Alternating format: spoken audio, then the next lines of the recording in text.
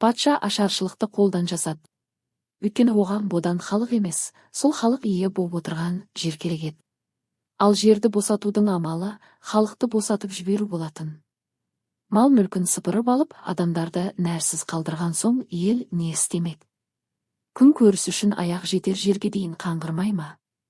Айсұлу емшектегі қызды бір қолына көтеріп, аяғы жетектеп таудың ар жағында жатқан төркініне жетпек болып, алқын-жұлқын жолға шыққан.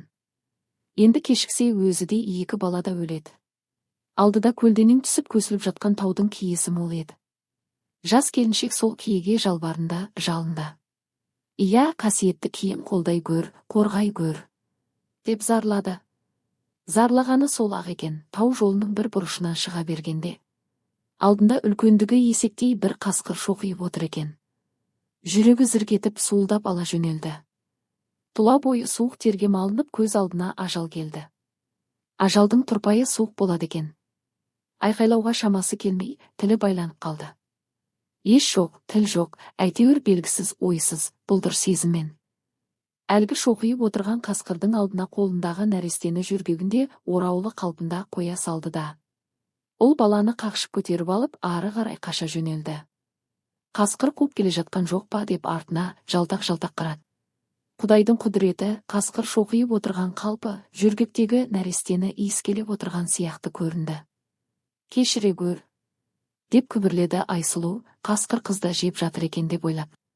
Ендігі бір түйсік, әлгі қасқыр жұдырықтай қызды бір-ақ қылғытып, артымыздан қуып жетіп, жайратар ма екен деп зәре құты қалмай зымырады. Садақа деп тастап кеткен қыздан гөрі, соның орнына көтеріп алған ұл бала әлде қайда салмақ деген. Өкпесі өшіп, жолда жатқан тасқа сүрініп кетіп етпетінен құлады да. Қайтып орнынан тұра алмай қалды. Есін жиып көзін ашып жан-жағына үркектей қараса, ешкім жоқ. Қара жолдың сон ауышында бір қарайған көрінеді. Сірә, атты адам болар. Сұлбасы ірілеу. Сөйткен салтатты жап-жақын-ақ жерде екен. Лезде қастарына жетіп келді. Құдай тілеуіңді бергір, Айсұлудың іздеп келе жатқан жалғыз бауырының дәл өзі екен. Аттан түсіп жүдеп жадаған, қол-аяғы ілмеген арық баласы бар, әпкесін құшақтап. Қорланған сұм дүниенің ит қорлығын көрген туысқанын тауып, көңілі көтеріле бере қайтадан қайғы бұлтына сүңгіп кеткендей болды. Емшектегі нәрестені өз қолымен қасқырға беріп кеткенін айтып аңырады. Ер баланы аман алып қаламын деп. Жұдырықтай нәресте қыз баланы құрбандыққа шалғаны Құдай алдында кешірілмес күнәдай көрінген ана байғұс. Аш болса да емшегі иіп, жалған дүниенің сұмдығына лағнет айтқызды. Жаялық жазылып кеткенде бүлдіршін денесі тоңазыған қыз бала. Қасқырдың жылы бауырына сұғына берген. Сөйтіп жатып құртқаның емшегіне тиіп кетті. Ақыл есі жеткеннен емес, соқыр сезім, қу тіршіліктің өзі бейімдегендей. Әлде құртқаның өзі икемдеген шығар, аузына сүт ағыла бастады. Енді құныққан құлқын қойсын ба, солқылдата сорып еме бастады. Тайыншадай құртқаның сүті мол екен, нәресте немелезде тойып қалды. Қылдырықтай қылдың үстінде үзілейін деп тұрған қу жанға қуат бітіп. Енді құртқаның емшегін кішкентай қолдарымен езгілеп ойнай бастады. Бұған құртқа масаттанып тіпті қытығы келгендей ыңырсыды. Бұл, сірә, қасқырлар салтының рақаттан күлгені ме екен? Қасқыр да күледі ме екен, мына кісі не деп кетті? Деп мені күстан алайтындар да табылар. Ал қасқыр болса біздің киеміз. Ол туралы біз не білеміз? Қойды жеп қоят деп мылтықпен атып қыра бергеннен басқа білеріміз бар ма? Айсұлу әпкесінің емшектегі қызды қасқырға тірідей тастап кеткенін естіген Ерзат атына қайтадан қарғып мінді. Қайда? Деп зәресі кеткен әпкесіне. Мен қазір деп нәресте қыз қалды-ау деген жаққа қарай қарагер атты топырақтата шаба жөнелді.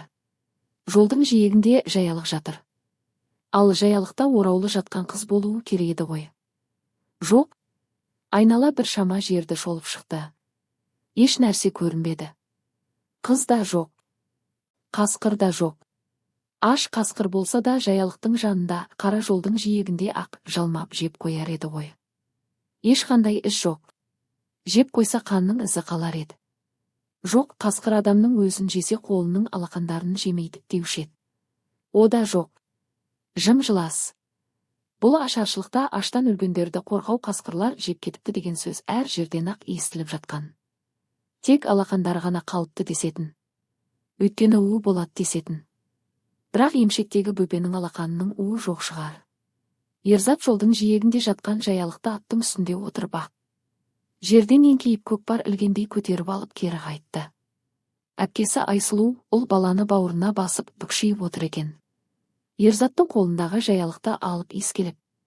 Уа, тәңірім, кешіре гөр, өз нәрестемді өзім жеп қойдым. Қужақ Гәләшөгін қолдан жасаған ашаршылықта өз баласын өзі жеп қойғандар да көп көрінеді. Мен де солардың бірімін. Мен тозақ отына түскенде, сен мені құтқармақ болып тозақ отына айналып шырылдап жүгірмессің құлыным. Жүргекке сіңген зәрдің иісі мұрнын жарып кете жаздады.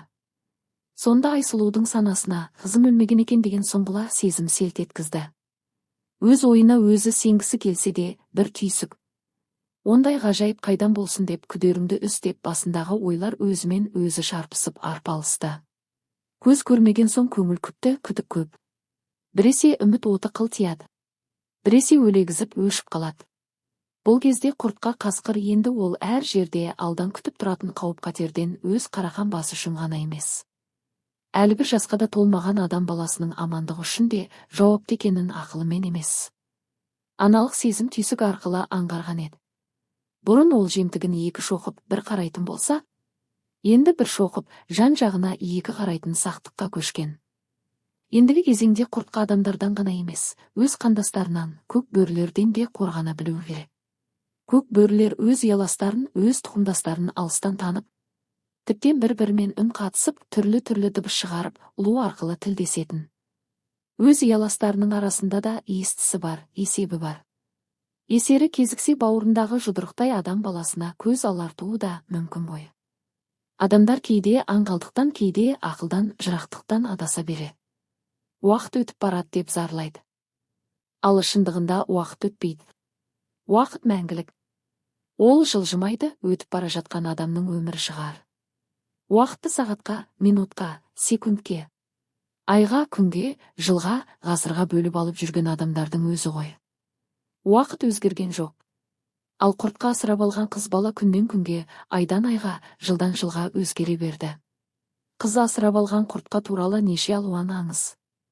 Кейде шындыққа жақын әңгімелер ел арасына жайылып кетті. Біреулер айтты, жоқ, құртқа ол қызды арқасына мінгізіп алып жүреді екен деді. Енді бірде, жоқ, әлгі адамның қызы, үсті басы, алба-жұлба болып, тыржалаңаш құртқа қасқырдан қалмай ілесіп жүреді екен деді. Жұрттың арасында аңыз аралас айтылып жүрген алып қашпа әңгімелердің жаны бар еді. Көбісі шындыққа жақын. Құртқа тумысынан сақ жануар. Ал енді жанына адам затынан жаратылған қыз, қасқыр ілескелі бері бұрынғы сақтығы сақтық па. Енді ешбір жанға көрінбес. Тек елеске айналып кеткен мақұлға тәрізді. Әлгі бір аңызға ұқсап әңгімені құлағы шалғандар. Әсіресе аңшылар құртқаның жүрген тұрғанын, әрбір адымын аңдуға кірісіпті. Енді олар қару жарақпен, тіпті сирек кездесетін дүрбімен жүретін болған. Кейбір жолы болғандары құртқаны алыстан, құжы-құж жартастардың қуыс-қуысынан көріп қалғандары бар. Тіпті бірі құртқаның тау ешкіні паршалап жеп жатқанына дейін ап-анық көріпті. Қасында үсті басын жүн басқан, күнге күйген адам бар екенін де байқапты. Шамада 8-9 жасар шамасы шығар. Тау ешкінің бір сирағын жұлып алып, бұралақтап жеп жатқанын да аңғарса екен. Құртқа қасқырдың түгі ақшулан аралас, сарғыштау еді. Ал кірпік қақпайтын көзі шын сары, қарашығы мөлдір қара, сұп-су. Тұмсығы қап-қара, тершіп тұрған сияқты. Жан-жағының түгі ақшыл арасынан сирек қара мұрт ересі бар. Қыз қасқырдың бет аузын жалап кір қожалағын кетіріп шырайландырып қояды. Бұл көкбөрі нәсілінің асыл тұқымнан екендігінің айғағы сияқты. Нәсілі таза. Сол тазалығы шығар мына қыз, қасқырдың осы уақытқа дейін ешкімде. Еш нәрседе шекесінен шертпей, кімсің қайдан жүрсің? Нең бар қасқырлардың ортасында демей. Бұла болып емін еркін өскендігі. Заты адам, өмірі қасқыр, тілі де қасқырша, жүрісі де қасқырша. Бір ерекшелігі екі аяқтап та, төрт аяқтап та жүре алады. Аяқтарының табаны көтеріленіп, мүйізгектеніп, нағыз тұяққа айналып кеткендей. Алақандары да мүйізгектеніп бара жатқандай. Бірақ қасқырдан айырмашылығы алақандарында көмескелеу болса да тағдыр сызығы бар. Доллардың қатыны көрсе, алақандағы жазуды оқып берер еді. Сөйте қыз қасқыр жайлы әңгіме аңыз елден елге тарап, желде есіріп бара жатты. Ең қиыны үлкен кішінің бәрі апиын ішіп уланғандай қыз қасқыр ауруына шалдығып. Құртқа қасқыр мен қыз қасқырды аңдитын әдет шығарды. Екі адамның басы қосылса да, топ-тобымен жиналса да, әңгіме арқауы осы екеуі туралы болды. Әсіресе кәнігі аңшылар атқа мініп қосауыз мылтықтарын шошаңдатып, тау тасты, жыра-жыраны, орман тоғайды тінткілеп. Күндіз күлкі, түнде ұйқы көрмей сарсаңғы түсті. Аңдыған жау алмай қоймайды. Ақыры дүрбілі жау бергі беткейден арғы беттегі құж-құж жартастардың арасынан. Қоян қуалаған құртқа қасқырды байқап қалып соңына түсіп берді ғой. Бірін-бірі аңдыған аранды дүние. Құртқа қасқыр қоянды аңдиды. Ал қасқырдың өзін адамдар қолға түсіре алмай теңселеді. Құртқа қасқыр қолға түссе, қыз қасқырдың басқа барар жері, басар тауы жоқ. Құртқа қасқыр жатқан жерге аңшының оғы жетсе де, өзі жете алмас. Екі арада құлама құс түбінде ақ көбігі айдаһардың жалындай жарқырап, асау өзен ағып жатыр.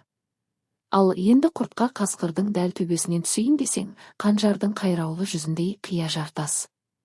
Құлап өлесің. Енді кәнігі маман альпинистер болмаса, құртқаға жақын жолар басқа амал жоқ. Десе де адамнан амал артылған ба. Оптикалы, дүрбілі винтовкамен қаруланған НКВД мергендері құртқаны алыстан көздеп ақ оң жамбасын күйретіп тастады. Құртқа байғұс оқ тиген жамбасын тістелеп, үш аунап түсті. Винтовкалы ауыр қорғасын оқ тескен жамбастан қан саулап шапшып шықты. Алдында қаннан шошыған қыз қасқыр жаралы енесіне жақындауға жасқанса да. Әлдебір туасы түйсік күшімен құртқаның қанын жалап, жараның аузын тілімен тығындап, сәл-пәл тиғандай болды. Сөйте құртқа қасқыр қансырап өлуден аман қалған сыман еді. Құртқа қасқыр жамбасы қирап жатып қалды. Сау кезінде тамақты көбінесе өзі табушы еді.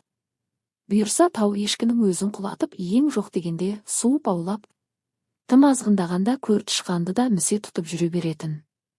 Ендігі жатысы мынау. Құмалақтай қорғасын оң жамбасын жарып жіберіп, артқы оқ аяқтың жілік басына тіреліп қалып еді. Енді тырбете алмайды. Қу тамақтың қамы енді қыз қасқырдың мойнына қамыт болып кигізілді. Рас, қыз қасқыр жабайы ешкіні де арқар тектестерді ұстай алмас. Оның көбінесе аңдитыны қызыл суар мен көртішқан ғой. Су жағы жеңілдеу. Жартастың астын кеулеп аспанға ақ көбігін атқылап, асау өзен ағып жатыр. Қыз қасқыр сол судан қарны кеуіп кеткенше ішіп алып, сүйретіліп, енесіне жетіп, соның аузына суды лақылдата құсады. Қол тіршілік не істетпейді. Күн көріс осылай өтіп жатқанда, бір күні тырылдап парылдаған жат дауыс шығып, дәл үстерінен дәу алып құс ұшып жүріп алды. Бір сәт әлгі алып құс бір орында пырылдап тұрып қалды да, қарны жарылып, шегі шұбатылған сияқтанып, дәл құртқаның үстіне салбырап саты түсті. Сатыменен адамда түсті. Мұрны көріп жатқан құртқа тістерін ақситып, айбат шеккені сол еді, сол сатымен тағы бір адам түсіп келе жатты. Екеулеп жамбасы күйреген құртқаны құсаулап, аузын тұмылдырықтап тастап, төрт аяғын қосып болып, тырбете алмайтындай етіп қойды. Енді олар шашы жалбырап бетін жапқан. Шаш арасынан зәһәр шаша көрінген ызалы көздерге туа қарауға дәті шыдамай. Тайқақсыған адамдарға қанжардай тырнақтарын қадап жіберіп, қандарын судай ағызды. Ақыр соңында ол да ауыздықталып, тікұшақтың ішіне қамалып, аяқ-қолы маталып, тырбете алмай қалды. Осылайша олар Күншуақ деген қалаға жеткізіліп, зоопарк дегеннің тұтқынына түсті. Кенет зоопарктың жұлдызы жарқырасын. Бұрын адамдар сирек келетін аңқұстар паркіне келім-кетім адамдар толып кетсін. Зоопаркке билет сататындардың айы оңынан, жұлдызы солынан туып тұр. Әсіресе қасқыр асырап алған жабайы қыз туралы хабар алыс-жақын жердің бәрін аралап кетті. Оның үстіне газеттер құртқа қасқыр мен ол асырап алған жабайы қыздың суреттерін бірінен бірі көшіріп басып, радионың да әңгімесі көбейді. Ел құлағы елу деген, бұл хабарды алыстағы ауылда жатқан Айсұлу кемпірдің құлағына жетпей ме? Сол қырғын ашаршылық 32 жылда қасқырға емшекті қызын қиып. Ол баласын көтере қашқандағы сол бала қазір зіңгіттей жігіт болған. Қасқыр асыраған қыз туралы әңгіме дүркін дүңкілдей берген сол Айсұлудан да маза кеткен. Әсіресе абысын ажындары жөні келсе де келмесе де әйтеуір бір қағытып қалатын әдет шығарды. Әй, байғұс-ау, әлгі қасқыр асыраған сенің қызың екен деп жүр ғой мына жұрт. Әлдеқашан көңілің суып, өз қызыңды өзің ұмытып кеткенсің бе? Тегі селт етпейсің ғой өзің. Жұрт балшықтан бала жасап ала алмай жүргенде. Адам байғұс ұмытшақ қой, қарны тойған күн бәрін ұмытады. Әйтпесе күні кеше ғана емес пе еді, бірінің етін бірі жеп қорқау болғаны. Осы сияқты сүйрік ерін, сыпсың сөздерден құлағы тұнған Айсұлу бір күні есейіп қалған Ерзат есімді жалғыз ұлына. Әй, Ерзат-ау, мына жұрт бірдеңе біледі ау сірә. Құдайым, енді қайтейін, сол зарымды кімге айтайын? Сол қараң қалғыр қасқырға, сен аман қалсын деп, емшектегі гүлзатты беріп кеткенім рас еді ғой. Өзі аш қасқыр оны сірә тірі қоя ма деп күдерім үзілгелі қай заман. Сен тірі қалғаныңда шүкір деп сол бейшара шарананы араны ашылған ит құстың алдына өз қолыммен тастап кетіп едім-ау. Ой, апай, сен де қайдағы жоқты айта береді екенсің. Садаған болайын, Ерзат-ау, мен емес күллі ел ғой. Шулап жүрген. Соның бәрін естіп жүріп түк білмегендей үн-түнсіз отыра береміз бе? Ал түбінде рас болса тұяқ серіппегеніміз ұят емес пе? Ел жұртқа не бетімізді айтамыз? Бұл сөздің бәрін тоң терістілеу, селқос тыңдаған Ерзат. Сонда неғыл дейсің маған? Деп қалды. Неғыл деймін мен саған? Алып бар мені күншуаққа. Не де болса өз көзіммен көріп қайтайын. Не дейді әлгі? Зоопаркке дейме? Сонда дейді ғой. Торға қамап қойыпты дейді ғой. Сонымен керек Айсұлу жолға жиналып күншуаққа баратын болды. Алдымен ауылдас ағайын, туғандарын шақырып, бір тоқтысын сойғызып құдайы тамақ беріп, әруақтарға арнап Құран оқытқызды.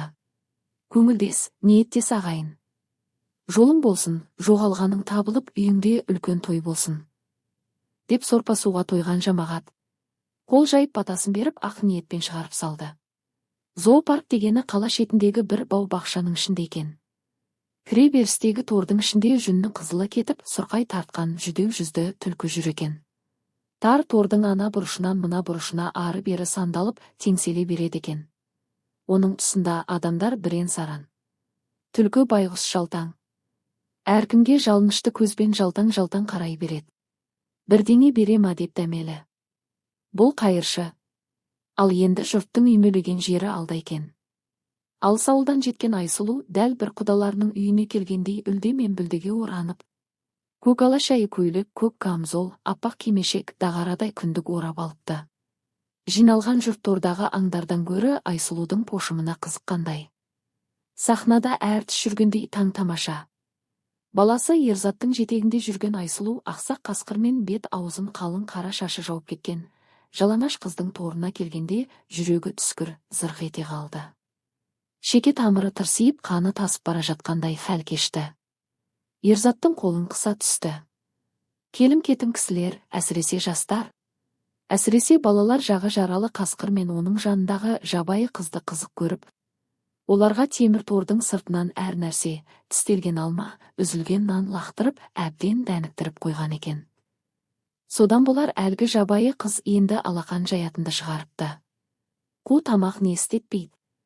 Қайыр сұрап қол жаятынды да үйреніп алыпты. Зоопарктың күтуші қызметкерлері бұл тұтқындарға бірер мезгіл тамақта беретін сияқты. Кебегі еленбеген ұннан бұламық, ботқа пісіріп беретін тәрізді. Мезгіл-мезгіл тор ішіндегі құтыға су құйып та қояды екен. Сәті түскенде әр түрлі еттен, сүйек саяқтан тастап қояды. Адамдар жейтін адал ет қайдан табыла берсін. Сондықтан да бұл заманда керегі болыңқырамай қалған есектерді де жемге тастайды екен. Адамдар әр түрлі. Осы тұтқындарды мүсіркеп жаны ашитындар да бар. Кейде ашу-ызадан көзі қызарып, тістерін ақситып арс ете қалатын құртқаны қорлап, тас лақтыратындар да бар. Алба-жұлба жабайы қыз қарқарадай күндік орап ақ шәйден кимешек киген.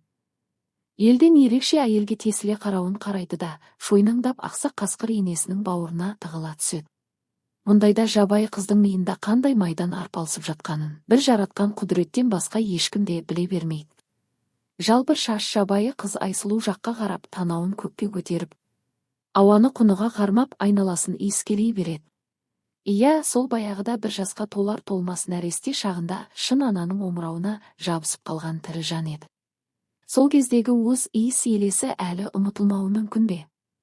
Енесінен адасып қалған қозы лақ мың қойдың арасынан өз енесін зар қағып маңырап жүріп тауып алады емес пе? Мүмкін мына жабайы қызда сондай сезім, инстинкт сақталған шығар.